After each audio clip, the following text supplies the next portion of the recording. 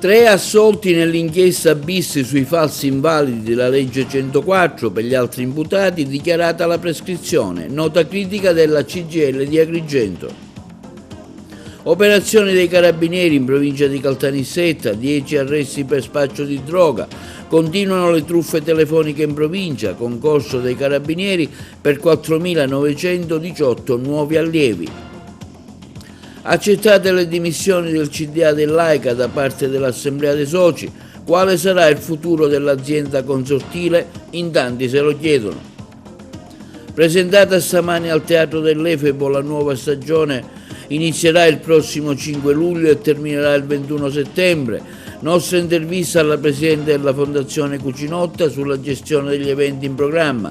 Il Ministro della Cultura Giulia afferma che su Agrigento, capitale della cultura, ha fatto un grande lavoro. Al via i lavori di ristrutturazione dell'asilo Esseneto di Agrigento, intercettati i fondi del PNRR. Questo quanto afferma l'assessore al ramo di Agrigento Principato.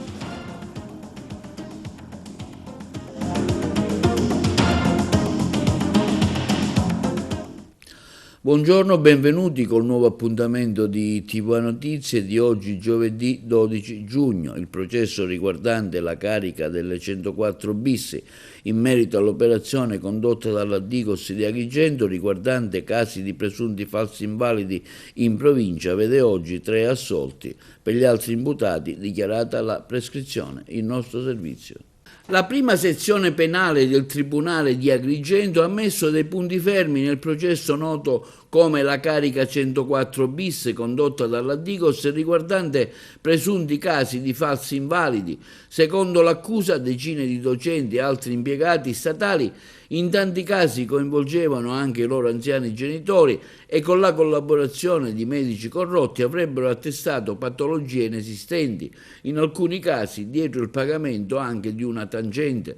Negli anni avrebbero ottenuto fasulle pensioni di invalidità e di percepire le agevolazioni della 104 del 1992. Un lungo iter giudiziario e quasi tutti hanno beneficiato della prescrizione. Altri medici come Paolo Santamaria, Lorenzo Greco, nonché l'insegnante Riccardo Ragusa di Raffadali sono stati assolti con formula piena perché il fatto non sussiste. Per tutte le altre posizioni il giudice ha invece dichiarato il non doversi a procedere in quanto il reato è risultato estinto per prescrizione. Già nei mesi passati, per molti degli imputati, erano state emesse pronunce di assoluzione per effetto del decorso del tempo. Il troncone principale del processo, tuttavia, non arriverà al dibattimento, considerato la prescrizione che ha già fatto cadere gran parte dell'impianto accusatorio. E sulle prescrizioni relative al processo sulle false attestazioni della legge 104 interviene oggi con un documento il segretario della CGIL, Alfonso Buscemi. Sconcerto e preoccupazione per le continue prescrizioni, così si svilisce il lavoro della società civile e con profonda amarezza e preoccupazione che apprendiamo l'esito del procedimento penale legato alla cosiddetta carica delle 104 di Agrigento, che ha visto ben 37 imputati uscire indenni dal processo scaturito dall'inchiesta sulla fabbrica di falsi invalidi grazie alla prescrizione dei reati loro contestati. Già in precedenza c'erano state altre prescrizioni, questo quanto dichiara in una nota stampa Alfonso Buscemi, segretario generale della CGIL di Agrigento. Queste continue prescrizioni, prosegue il segretario Buscemi, rappresentano una ferita profonda per la giustizia, ma anche per il senso di legalità che quotidianamente la società civile cerca di affermare. In questo caso, continua Buscemi, anche la CGIL aveva contribuito con denunce prima e poi si era costituita parte civile, ritenendo doveroso dare un segnale forte contro ogni forma di abuso e di truffa, specie nei confronti dello Stato, delle fasce più deboli della popolazione. Non è più accettabile, incalza il segretario della CGIL Buscemi, di chi viene accusato di reati gravi riesca a farla franca per il semplice scorrere del tempo. I tribunali vanno messi nelle condizioni di lavorare con risorse personali e strumenti adeguati per arrivare a sentenza prima che intervenga la prescrizione. Diversamente si mina la fiducia dei cittadini nelle istituzioni e si vanifica il grande lavoro di chi, come noi, denuncia e lotta quotidianamente per la legalità. La battaglia per la giustizia, conclude Buscemi, non può fermarsi. La CGIL continuerà a fare la sua parte, chiedendo con forza riforme serie che garantiscano processi giusti e rapidi, al contrario di questo governo che fa e intende fare con riforme punitive nei confronti dei magistrati. Lo dobbiamo alla nostra terra, ai lavoratori e a tutti coloro che credono ancora in un paese in cui la legge sia davvero uguale per tutti. Questa la nota stampa del segretario provinciale della CGIL di Agrigento, Alfonso Buscemi. Inchiesta della procura nissena per spaccio di droga, 10 gli arresti effettuati in provincia di Caltanissetta, giro di affari in pochi mesi di 200.000 euro. Il nostro servizio. La notte scorsa a Caltanissetta, Gela e Siracusa, i carabinieri, sotto la direzione della procura distrettuale antimafia nissena, hanno arrestato 10 persone ritenute a vario titolo appartenenti a un'organizzazione criminale dedita allo spaccio di stupefacenti. A 2 dei destinatari della custodia cautelare in carcere, individuati dagli inquirenti quali stabili fornitori dell'organizzazione criminale, è stata contestata e riconosciuta dal GIP l'aggravante di aver favorito la famiglia mafiosa Rinzivillo. L'indagine condotta dai militari del nucleo operativo di Caltanissetta ha scoperto un'associazione criminale i cui vari componenti con compiti ben delineati avrebbero acquistato da fornitori di gele successivamente piazzato nel capoluogo decine di chilogrammi di stupefacente prevalentemente del tipo hashish. L'indagine è andata avanti a 3 mesi di maggio e settembre 2023. Dall'inchiesta è emerso che il giro di affari era di circa 200.000 euro e che la droga sarebbe stata venduta anche a ragazzi minorenni. Gli investigatori hanno documentato l'applicazione anche di tassi di interessi per i clienti che non pagavano subito, circa 20 euro per ogni giorno di ritardo. Ennesima truffa nell'Agrigentino via telefono. Il servizio. Ancora truffe telefoniche ai danni di consumatori. L'ennesima racconta oggi di una donna sessantenne impiegata dell'Agrigentino, che è stata contattata al telefono da un sedicente consulente che le ha proposto un investimento finanziario che avrebbe permesso di guadagnare un bel po' di soldi facili senza alcun rischio. Prospettiva che ha fatto la signora nella trappola.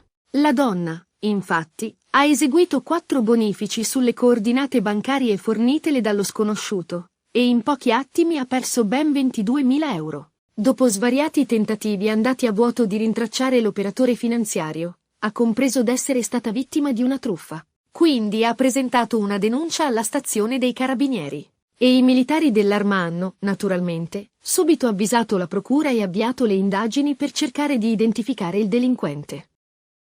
Vediamo ora un servizio su varie notizie di cronaca nell'Agrigentino. Un giovane ciclista è rimasto ferito in un incidente stradale che si è verificato al bivio della Mosella, a poche centinaia di metri dalla Valle dei Templi. A scontrarsi, per cause ancora in corso di accertamento, una Smart e una bicicletta. Ad avere la peggio è stato l'uomo in sella alla bici che ha riportato traumi sparsi.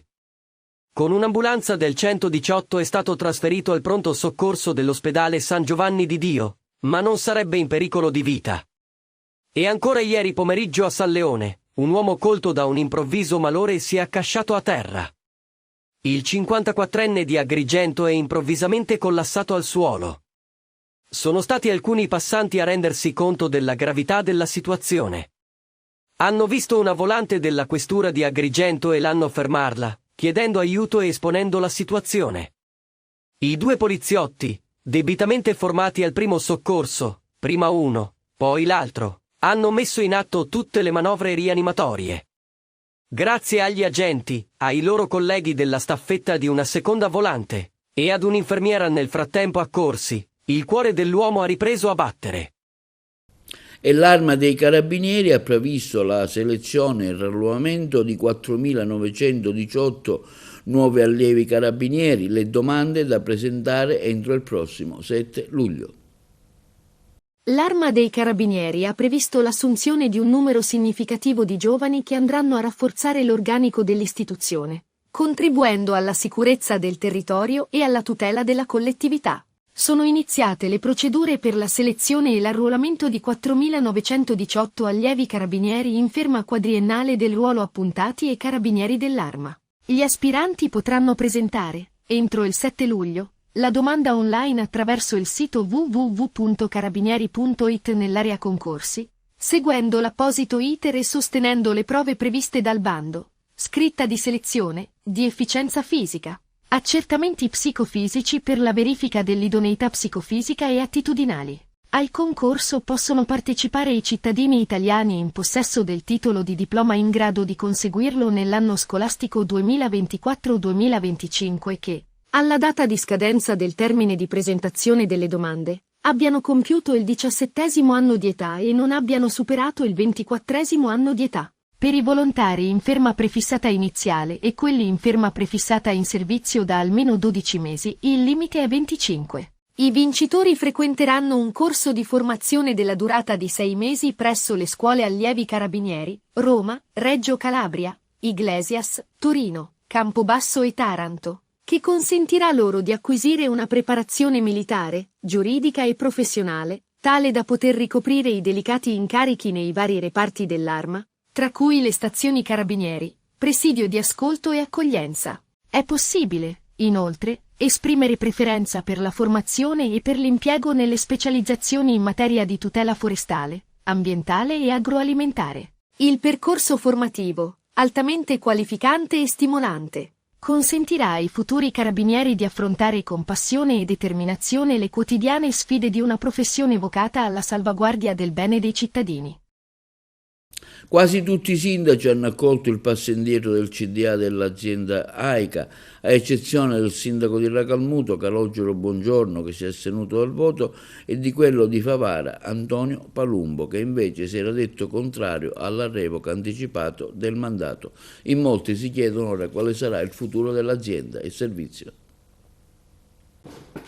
Quasi tutti i sindaci hanno accolto il passo indietro del CDA dell'amministrazione di AICA, a eccezione di quello di Racalmuto, Calogero Bongiorno, che è astenuto dal voto, e di quello di Favara, Antonio Palumbo, che si era detto contrario alla revoca anticipata del mandato. Si andrà ora verso una nuova fase, così come è stato proposto dal sindaco di Grotte Alfonso Provvidenza, che ha chiesto e ottenuto una convocazione già dalla settimana prossima. L'obiettivo sarà quello di nominare un commissario straordinario al fine di garantire la continuità amministrativa e predisporre così un avviso pubblico per la nuova governance. Si aprirà una nuova fase per capire chi guiderà questo momento critico di transizione e con quali mandati. La domanda che si fanno in tanti è quella: riuscirà il nuovo assetto a risollevare le sorti dell'azienda consortile AICA e del disservizio idrico in atto nella nostra provincia? Intanto sentiamo il sindaco Palumbo critico al termine della votazione. Connotazione ben precisa all'interno dell'Assemblea, oggi si sono accorti che il CDA non andava bene. Tra l'altro, posso dire in maniera chiara, io contesto le azioni di questo CDA dal primo giorno. Oggi scopro che il CDA ha operato in solitudine, non sapendo che cosa succedeva il resto dell'Assemblea. Non è vero. I sindaci, i colleghi sapevano benissimo come agiva il CDA e ne sono stati compiacenti e conniventi anche per indicazione del loro rappresentante regionale. Quindi oggi questo per me è un'azione sbagliata, soprattutto all'inizio dell'estate. Ci ritroveremo ora a dover inseguire e trovare dei professionisti che possano sostituirsi, conoscere la materia in un momento sicuramente non facile, ma ripeto, nonostante sia stato l'unico a lottare contro le azioni di alcune azioni di questo CDA, alle azioni di Sicilia Acque e al comportamento del governo regionale, oggi vi devo dire che io non posso per ipocrisia lavarmi la coscienza defenestrando un CDA quando so benissimo che la responsabilità è politica ed è alcuni sindaci ed una parte politica ben precisa che è riconducibile al centrodestra. Che estate sarà per i cittadini? Io spero che sia un'estate più serena, spero che ci sia veramente acqua negli invasi per come ci comunica e suggeriscono. Spero vivamente che i miei colleghi non si dovranno pentire di essere senza guida in un momento difficile, perché già l'azienda è al limite, abbiamo sopportato un'estate terribile, il direttore generale, il direttore tecnico e tutti i dipendenti sono allo sfinimento, ritrovarsi pure senza una guida della società sarà una cosa devastante. E presentati stamani gli eventi che si svolgeranno al Teatro dell'Efebo, sito presso il Giardino Botanico, a cura del Libero Consorzio di Agrigento. Gli spettacoli inizieranno il prossimo 5 luglio e termineranno il 21 settembre. Le interviste. Dottore Contino, oggi si presenta la nuova stagione del Teatro dell'Efebo. Quali le novità? Allora, è la terza stagione che noi facciamo, la seconda a pagamento. Dopo il successo dell'anno scorso riproponiamo la stessa rassegna del teatro classico e la rassegna del teatro d'autore e musica. Abbiamo molte novità, spettacoli di grande richiamo, di grande successo con attori importanti. Apriremo il 5 di luglio con Le Baccanti, uno spettacolo che poi andrà a Cipro, al Festival Internazionale di Cipro, e proseguiremo poi con molti altri spettacoli che oggi presenteremo. La particolarità di quest'anno è il palco, perché abbiamo voluto che la storia scendesse sul palco e abbiamo fatto una struttura scenica del palco che è una continuazione della parte sinistra della cava. Quindi gli spettacoli verranno fatti sul palco tradizionale, ma anche su questa zona di sinistra, dove gli attori potranno diciamo, intervenire sulla scena. Quando durerà la stagione? Allora, la stagione è abbastanza lunga, poi quest'anno è ancora più lunga perché abbiamo anche molte iniziative terze.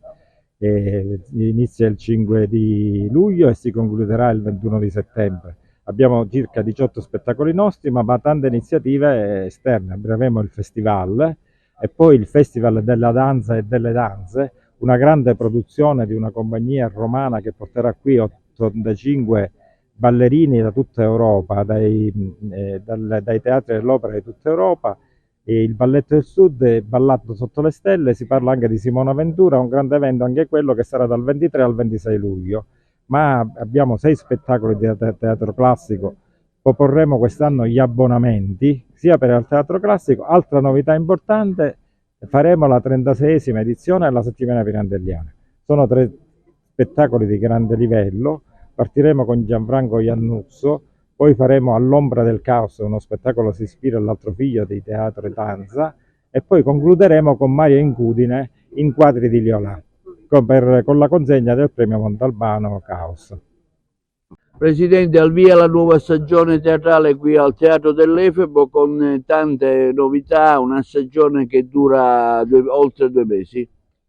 Sì, stiamo presentando proprio la stagione estiva del Teatro dell'Efebo, una stagione di alta qualità e che ecco, vogliamo comunque portare avanti in collaborazione anche con le altre istituzioni. Non a caso oggi c'è qua presente la Presidente della Fondazione Agrigento Capitale Italiana della Cultura, il Sindaco di Agrigento, e questo ecco, ci porterà non solo a far conoscere Agrigento, ma sarà uno sviluppo su tutto il territorio, e si tratta della seconda stagione. Sarà una stagione ricca, come avevo detto, di qualità, e che comunque speriamo nel breve e lungo periodo di continuare su questa scia per cercare di coinvolgere anche i siti attraverso convenzioni con il parco archeologico, per creare un turismo stanziale e non un turismo mordi e fuggi. E devo dire che il punto nevralgico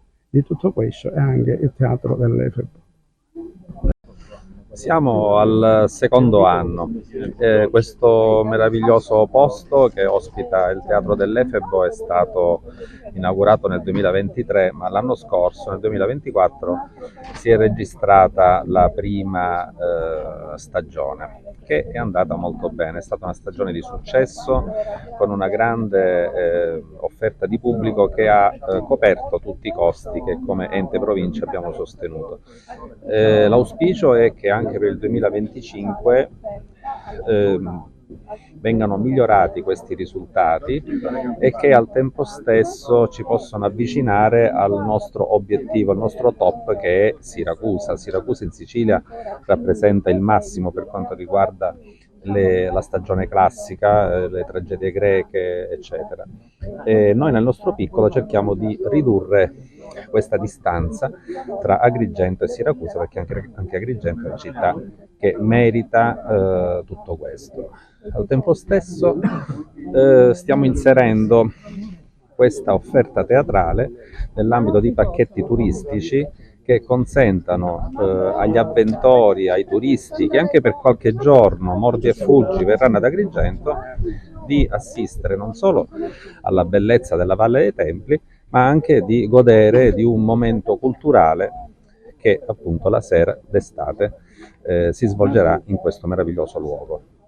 E alla presentazione del cartellone del Teatro dell'Efebo di Agrigento era anche presente Maria Teresa Cucinotta, presidente della Fondazione Agrigento Capitale della Cultura.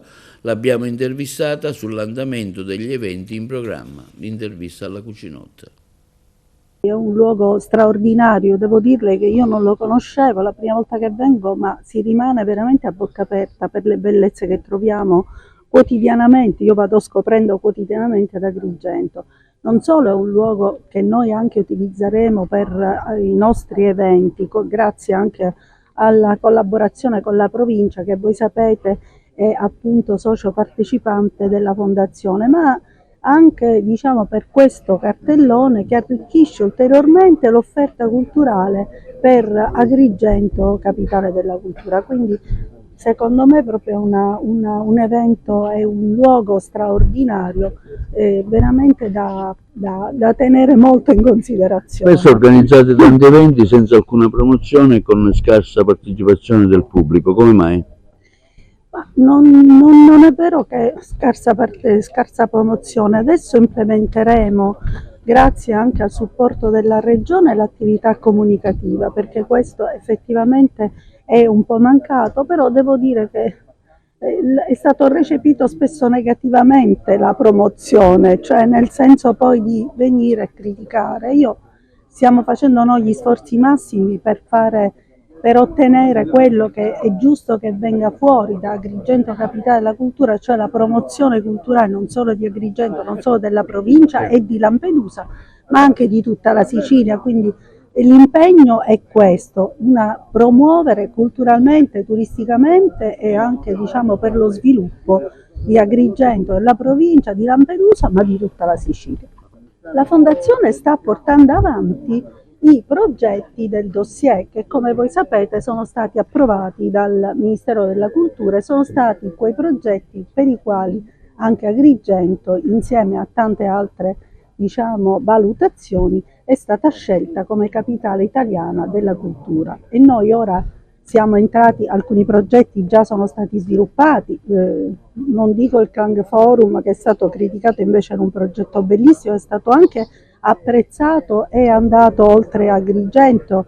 Io ho fatto un'intervista alla televisione austriaca, il progetto di Tania Bucal che si sta sviluppando a Lampedusa. Adesso svilupperemo tanti altri progetti, un altro andrà come inizio il 27, che è il Countless City, che già è stato presentato in conferenza stampa. Altri progetti si svilupperanno tra luglio e agosto fino a fine anno, quindi il cartellone è molto denso e lo stiamo sviluppando con molto impegno, devo dire, da parte di tutti noi. Sapete che la Fondazione ha oltre che un budget molto ridotto, è previsto e sviluppato con molta precisione, anche un numero di persone che lavorano veramente, lo voglio dire, dalla mattina alla sera, e quindi c'è un impegno totale. Anche Countless City è un pacchetto già esistente di Farm Cultural Park da diversi anni. Che cosa avete fatto veramente voi? Scusi, Countless City è vero che è un pacchetto che si è sviluppato in tante città d'Italia e questo già dovrebbe essere un'idea, però non è solo il pacchetto, cioè solo la mostra. Countless City vuole restituire alla città la fruibilità proprio del carcere, che è stato chiuso per tanti anni, perché tra i punti focali, devo dire anche di Agrigento Capitale della Cultura, era anche quello di restituire alla fruizione anche posti che non erano più sfruttati, utilizzati e lasciare appunto un segnale anche alla città. E il ministro della Cultura Giuli interviene su Agrigento Capitale 2025, fatto un grande lavoro. La situazione, continua il ministro, ad Agrigento non è fuori controllo a quanto ci risulta, è stato fatto un grande lavoro da parte della Regione per Agrigento Capitale della Cultura, laddove sono emerse delle criticità, afferma il Ministro, ha aggiunto sono emerse da parte dell'organizzazione, non possiamo negarlo, è opportuno sempre ricordare che la Regione siciliana è ben amministrata e monitora tutto e noi siamo in contatto costante con la Regione, interverremo anche noi facendo la nostra parte. Agrigento è troppo importante per lasciarla alle piccole inadempienze che generano grandi e visibili problemi, così ha concluso il ministro Giuli.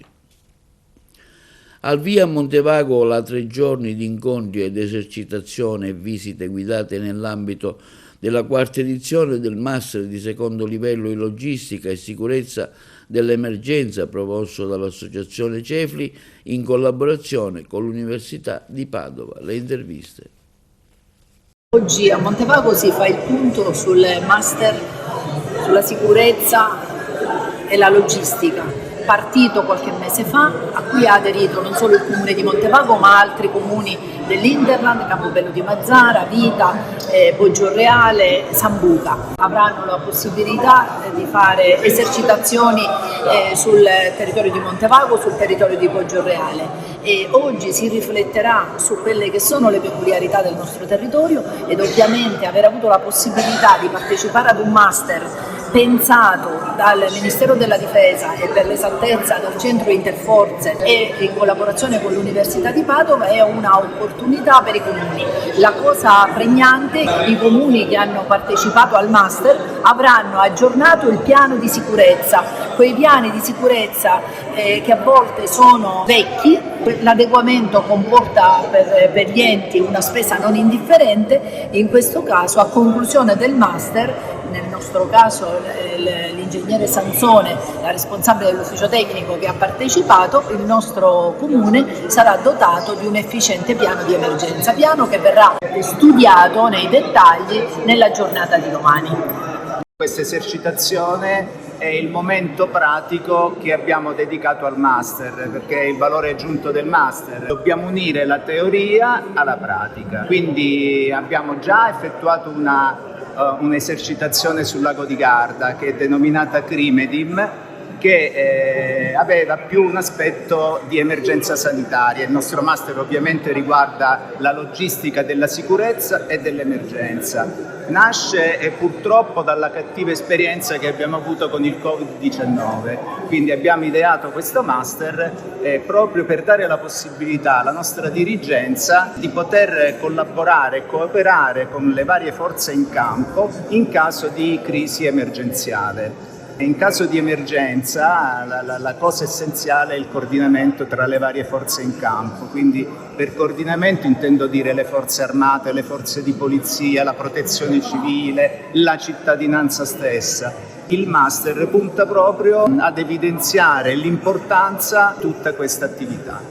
Oltre a questa esperienza che si concluderà sabato, con un'esercitazione presso i comuni di Montevago e Poggioreale, avremo nel mese di settembre un paio di giorni in Friuli Venezia Giulia. Dopodiché concluderemo il master e la cosa più importante è che i frequentatori avranno la possibilità al termine con il diploma di master di avere la qualifica di disaster manager, che è praticamente il dirigente che è in grado di coordinare le forze in campo in caso di situazioni emergenziali.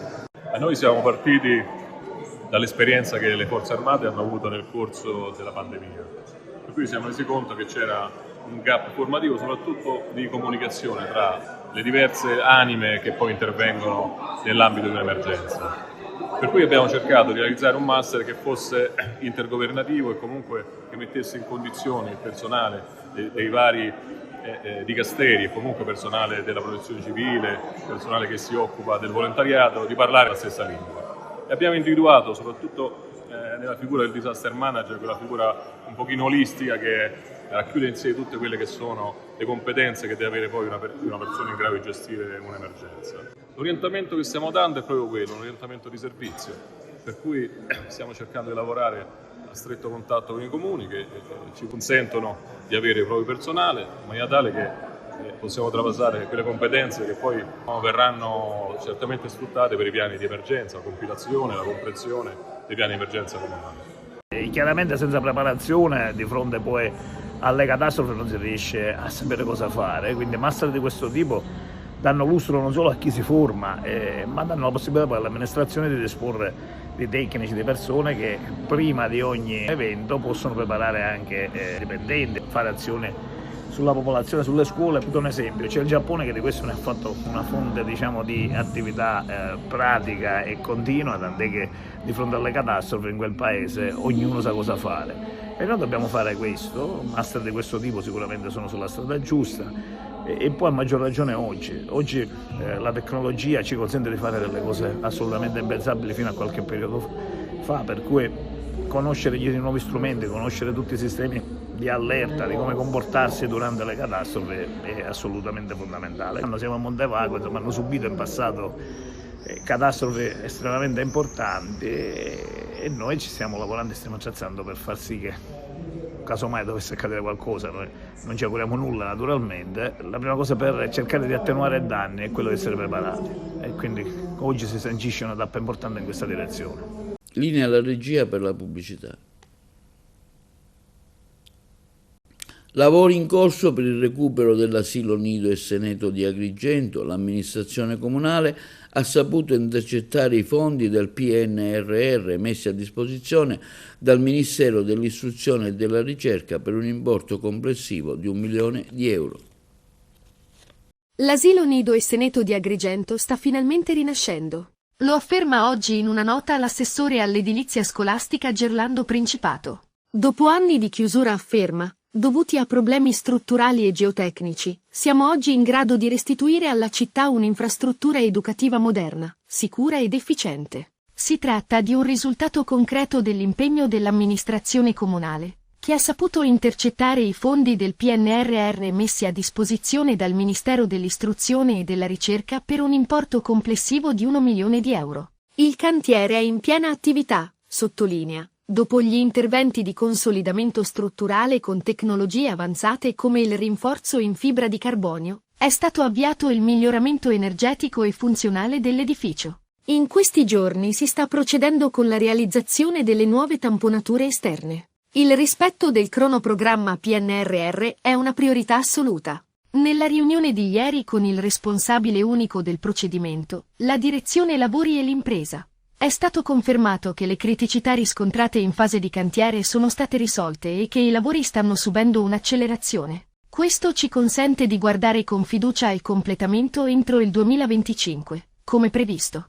Open Studi Aperti, la manifestazione organizzata dall'Ordine degli Architetti di Agrigento aprirà i battenti a Sciacca nel Palazzo Comunale Servizio. Anche quest'anno la manifestazione Open Studi Aperti, organizzata dall'Ordine degli Architetti di Agrigento, si svolgerà nel chiostro superiore del Palazzo Comunale di Sciacca dove, domani alle 18, si terrà l'inaugurazione di una nuova mostra di architettura prodotta dagli architetti della provincia di Agrigento. Nel corso della cerimonia di inaugurazione, coordinata dai consiglieri dell'Ordine Maria Antonietta di Liberto e Alfredo Pinelli, interverranno il presidente degli architetti, Rino Lamendola, il sindaco di Sciacca, Fabio Termine, e il presidente del Consiglio Comunale Saccense, Ignazio Messina. I lavori proseguiranno sabato mattina, alle 9:30, con una conferenza sul tema l'estetica dell'infinito tenuta dal professore Fabio Alfano e con momenti dedicati alle aziende main sponsor. Come di consueto, durante le 2 giornate in cui si articola la manifestazione, non mancheranno interessanti esibizioni artistiche e musicali che esalteranno il felice connubio tra buona architettura, arte e musica. Lotta alla povertà, la regione siciliana scende in campo con 5 milioni di euro per alleviare il disagio attraverso le associazioni impegnate giornalmente sul territorio. Ce ne parlano i colleghi di Trapani. Lotta alla povertà. La regione siciliana scende in campo con una fiche da 5 milioni di euro destinata a finanziare uno dei capitoli di spesa del DDL approvato già nel 2021, lo ha annunciato il presidente Renato Schifani, che in conferenza stampa nelle scorse ore ha presentato l'intervento con a fianco Emiliano Abramo, presidente della sezione catanese della comunità di Sant'Egidio. In sala anche il deputato di Forza Italia, Nicola D'Agostino, primo firmatario di quel disegno di legge. Per comprendere la portata del dramma povertà in Sicilia basti pensare che agli uffici della regione sono giunte 91.000 domande per accedere ai fondi del reddito di povertà.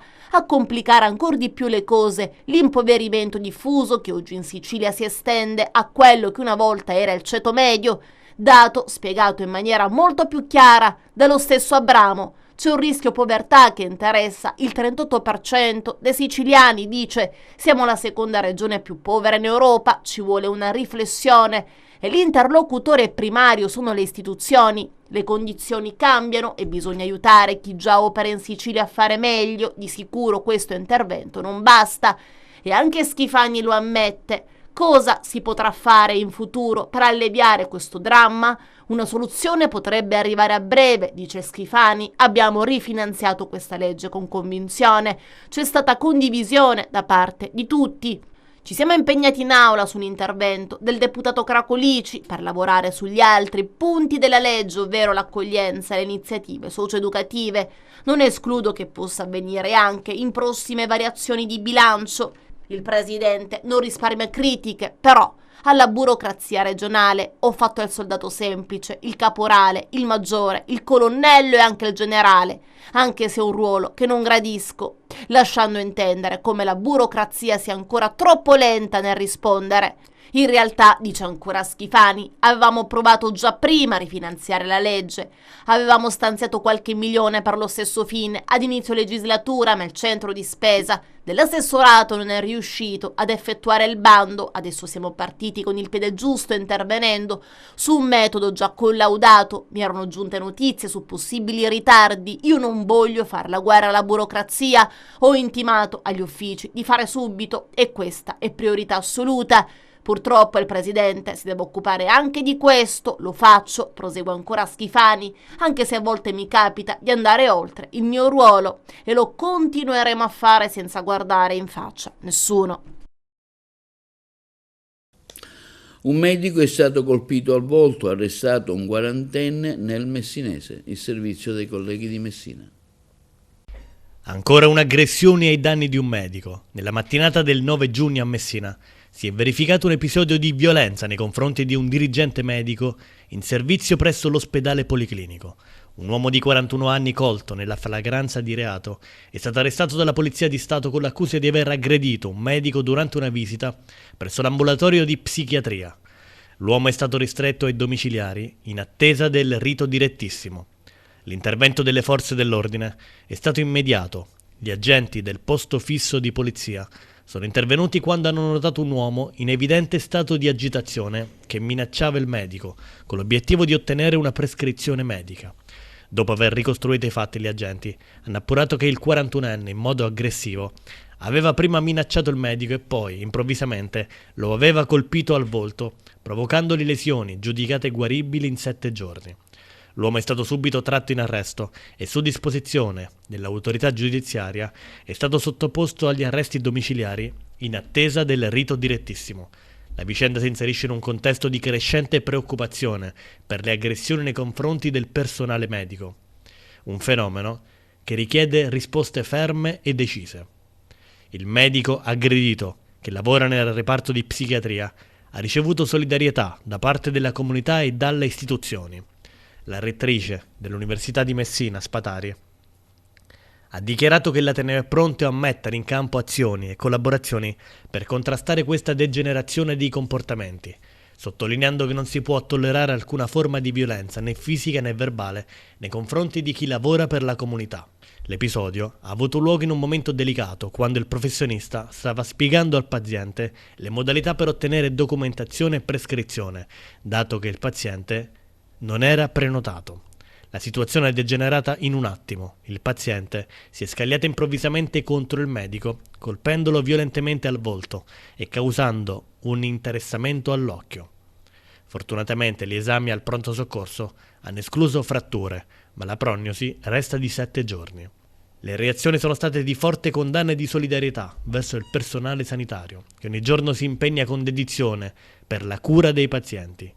La comunità e le autorità ribadiscono che episodi come questo sono inaccettabili e che occorre rafforzare le misure di prevenzione e repressione per tutelare chi lavora in ospedale. Bene, questo è tutto per l'edizione odierna di TVA Notizie. I programmi di TVA vi ricordiamo che si possono vedere in tutta Italia sul canale 268 del digitale terrestre, per chi ha le smart TV, in streaming sul sito www.televideoagrigento.tv e il telegiornale sul canale 93 di Video Sicilia alle 15 alle 20 con replica la mattina alle 9. Inoltre i nostri servizi si possono visionare sul canale YouTube di TVA Televideo Agrigento. E questo è tutto per oggi e vi auguriamo una buona serata.